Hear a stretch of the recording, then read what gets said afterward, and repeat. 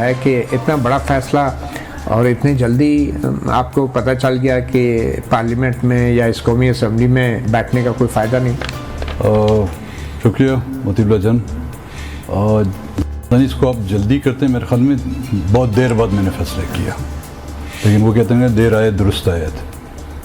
حالانکہ جب یہ موجودہ اسمبلیاں وجود میں آئی تھی میرا ارادہ تھا، لیکن اپنی ذاتی مصروفیات اور بیماریوں کی وجہ سے ملک سے باہر تھا. آپ نے خود بھی دیکھا ہوگا میں اسمبلی کے اجلاس میں صرف صدارتی جو الیکشن ہوا تھا اس میں محمود خان کا تعلق کیونکہ ہمارے صوبے سے تھا اس لیے ان کو ووٹ دینے آئے. نہ میں نے پرائم منسٹر نہ اسپیکر ڈپٹی اسپیکر کہیں پہ میں نے ووٹ نہیں دیا، کیونکہ جو ووٹ لینے والے تھے ان کو میں نے آزمایا ہوا تھا. اور تمام پارٹیاں جو الیکشن اس میں انہوں نے کنٹیسٹ کرنا تھا پارلیمنٹ میں، اس لیے میں نے وہاں پہ کوئی ووٹ نہیں دیا. تو صدارتی ووٹ کیوں دیا پھر؟ صدارتی محمود خان کا تعلق کیونکہ ہمارے صوبے سے تھا، اس وجہ سے پھر وہ بھی ہمارے ایک طرح کے وہ بھی مظلوم ہیں، تو میں نے مظلوم کا ساتھ دے کر اپنی مظلومیت اور ان کی مظلومیت جو ہے ہم اپنا غم غلط کر لیں. ٹھیک ہے. میں دیکھ رہا ہوں کہ تقریباً 44 دن اسمبلی کی کارروائی جو ہوئی ہے اب تک، اس میں صرف 4 دن آپ نے اسمبلی میں شرکت کی ہے، تو بظاہر تو آپ کا اسمبلی سے شروع دن سے ہی عدم اعتماد رہا ہے. تو اچھا نہیں ہوتا کہ آپ اپنے حلقے کی نمائندگی بھرپور انداز سے کرتے بجائے اس کے کہ اسمبلی میں آپ غیر حاضر رہیں تسلسل سے اور پھر اچانک آپ استعفیٰ دینے کا اعلان کر رہے ہیں؟ مطیب جان، نمائندگی آپ کس کو کہتے ہیں؟ کرسی پر بیٹھنا اس کو نمائندگی کہا جاتا ہے. نمائندگی وہ ہوتی ہے جہاں پر آپ اپنے حلقے، اپنے صوبے، اپنے قوم، اپنے وطن کی بات کریں. جو بات کرنا یہاں پر ان ایوانوں میں جس کو گناہ کبیرہ سمجھا جاتا ہے، اور آج کے اسمبلی کے اجلاس میں بھی آپ نے دیکھ لیا. اس سے پہلے بھی جب ایک بار میں آیا تھا بات کرنے کی کوشش کی میں نے، لیکن ڈپٹی اسپیکر صاحب نے ہمیں روک دیا کہ جی اس مسئلے پر آپ بات نہیں کر سکتے. وہ لیکن غیر حاضری اپنی جگہ پر، وہ میری اپنی مجبوریاں تھیں، صحت کا مسئلہ بھی تھا، کچھ اپنی ذاتی مجبوریات تھیں. لیکن باہر رہتے ہوئے مجھے ایک گھٹن سی محسوس ہو رہی تھی کہ وہ اسمبلیاں جس میں اگر میں نہیں ہوں بلوچستان سے تعلق رکھے 19 لوگ اور تو وہ ہیں، وہ اسمبلی جس میں بلوچستان کو چھوڑیں لیکن پاکستان سے جو ہے 336 ایک اگر نکالیں 335 تو لوگ تو ہوں گے اس میں. کیا ان کو بلوچستان کی احساس محرومی یا بلوچستان میں ہونے والی زیادتیاں نظر نہیں آ رہی؟ ان کو یہ نظر نہیں آ رہا کہ کیئر ٹیکر کے حکومت کے دوران یہاں پر جو بچیوں پر جو لاٹھی چارج ہوئی، آپ خود اس کے چشمدید گواہ ہیں، اس پر بحث نہیں ہو سکتی. بلوچستان کے مسئلے کو کس طرح حل کون کرے گا؟ یہ پارلیمنٹیرین کرے گا، یہ پارلیمنٹ کرے گا، یہ حکومت کرے گی. جب ان اداروں میں بیٹھ آپ بحث نہیں کر سکتے، اس پر بات نہیں کر سکتے، تو پھر اس کرسی پر بیٹھنا یا کیفیٹیریا میں جا کے ہم نے چائے کے گھونٹ لینا اور ہنسی مذاق کرنا، اس لیے تو میرے لوگوں نے مجھے وہاں نہیں بھیجا تھا. تو یہ آپ کی پارٹی کا ایک اصولی فیصلہ ہے کہ قومی اسمبلی میں نہیں آپ؟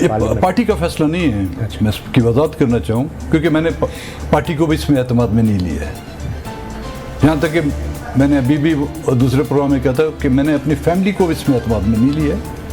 میں اس کو اپنا ضمیر پر ایک بوجھ سمجھتا تھا، اور آج یہ بوجھ اتار کے میں بہت ہلکا فیل کر رہا ہوں. تو یہ ضمیر کا بوجھ آپ کے سینیٹر محمد قاسم اور میر جاوید مینگل بھی محسوس کرتے ہیں؟ دیکھیں، پارٹی اگر فیصلہ کرے گی، میں نے نہ پارٹی کا اجلاس بلایا، نہیں پارٹی کے دوستوں سے پارٹی کے دوستوں کو یہ تک پتہ نہیں کہ میں اسلام آباد پہنچا ہوں، وہ مجھے دبئی رابطہ کر رہے ہیں. آج کوئی پروگرام ہو رہا تھا وہاں پہ کوئٹے میں، تو جب والد کی برسی کے حوالے سے اور میری یہ جو نیوز چلی تو پھر وہ رابطہ کر رہے ہیں کہ آپ کب پہنچے. میں آیا ہوں بڑے سیکرٹ مشن پہ.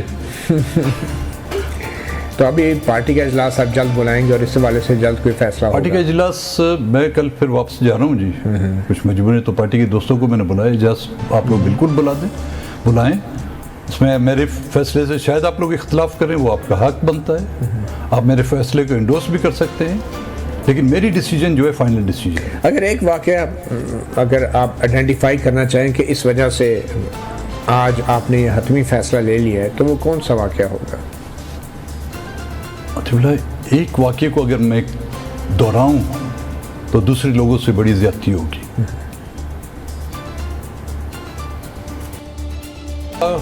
کسی مہینے کا کوئی ایک دن بتائیں جس میں ہمارے لوگوں کے خلاف پہ جو ہے زیادتیاں نہیں ہوئی ہیں. کوئی ہفتے کا کوئی ایک دن بتائیں مجھے, کیلنڈر میں کوئی ایک تاریخ اس کو مارک کریں کہ اس دن پہ یہ زیادتیاں نہیں ہوئی ہیں, تو میں بالکل آپ کو پھر اس کی تفصیل میں. کوئی ایسا دن نہیں گزرتا. لیکن اہمیت اس بلوچستان کی ہم نے دیکھی جی. پارلیمنٹ میں رہ چکا ہوں گزشتہ جو 2018 کا. میں نے اردو میں بات کر رہا تھا. میں نے ہاں یہ ہوتا کہ جو میں بلوچی میں بات کرتا یا برائی میں بات کرتا ان کو سمجھ میں نہیں آتی. اردو میں جب بات کرتا تھا وہ باتیں ان کو ناگوار گزرتی تھیں, اور اس وقت مجھے کہا جاتا تھا کہ جی آپ ایسی باتیں کریں گے تو آگے آپ کو الیکشن میں موقع نہیں دیا جائے گا. تو اس دفعہ آپ کو موقع دیا گیا. دیکھیں ایسا موقع دیا کہ وہ ایسے موقع بار بار نہیں آتے. نہیں پھر بھی آپ کو لگتا ہے کہ آپ کو جتایا گیا؟ ہرایا گیا, مجھے جتایا نہیں گیا. مطلب لیکن پھر بھی میں نے صرف مجھے نہیں ہماری پارٹی کو جی. ہاں میں آپ کی بات کر رہا ہوں. تو آپ تو جیتے نا, آپ کو جتایا تو نہیں گیا. کوشش تو انہوں نے بہت کی. مارجن اتنا زیادہ تھا, 65,000 ووٹ بلوچستان کے علاقے سے لینا آسان نہیں. اور ہماری علاقہ دور دراز علاقہ, ایک حلقہ جو ہے 36,000 40,000 اسکوائر کلومیٹر ہے.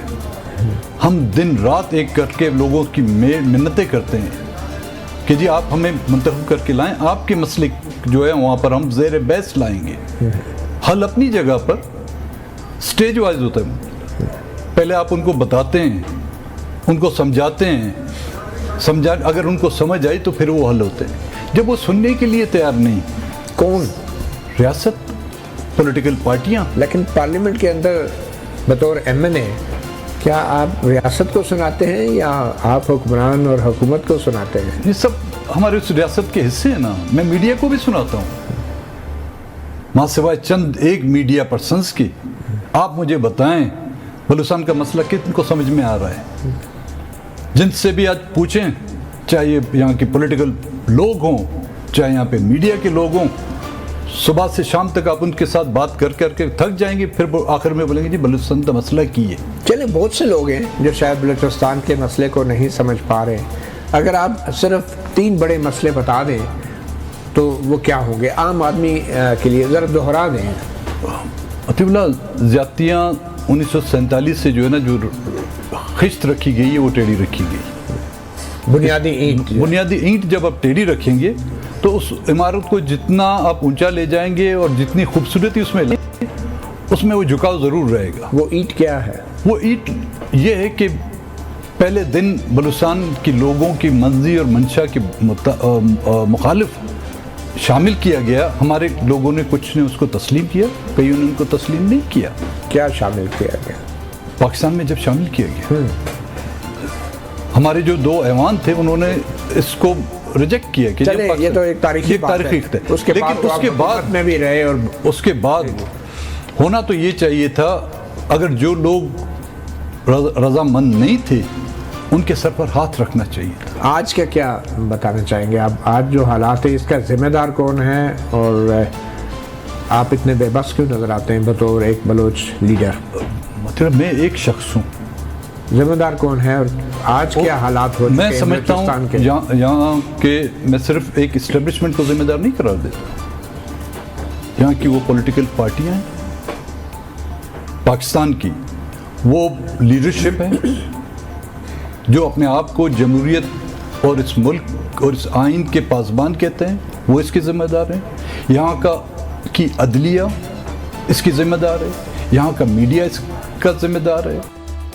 ہر وہ شخص جس نے بلوچستان پر ہونے والی زیادتیوں پر آنکھیں بند کی ہوئی ہیں وہ اس کی ذمہ دار ہے. مگر بلوچ کے سیاستدان اور لیڈران استعمال بھی تو ہوتے رہے وفاق کے حکومت گرانے کے لیے, چاہے وہ باپ پارٹی کی شکل میں ہو, چاہے آپ لوگ جب عمران خان کی حکومت میں شامل ہوئے تو آپ سمجھتے ہیں کہ آپ بھی ان میں شامل ہیں, ان ذمہ دار لوگوں میں جو اس وقت صورتحال ہے بلوچستان کی؟ دیکھیں, استعمال ہم ہوئے ہیں تو پھر استعمال ہونے کی کوئی وجوہات ہوں گی. ہمیں استعمال کیا کیوں کیا؟ کس نے کیا؟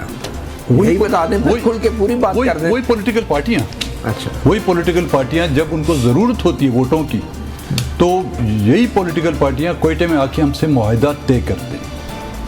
मुल्कों के दरमियान, कौमों के दरमियान, या आप दो अफराद के दरमियान एक मुआहदा जब साइन हो जाता है तो उसकी पासदारी करनी पड़ती है। हमारे साथ आके मुआहदा तय कर लेते हैं जब उनकी ज़रूरत होती है। जब उनकी ज़रूरत बाई इलेक्शन में जब वो नंबर्स पूरे हो जाते हैं तो आंखें वो बंद कर लेते हैं। जब हुकूमत गिराने का वक्त आता है तो फिर भी वो हमसे मुआहदा करते हैं कि जी आपके मसले हल करेंगे।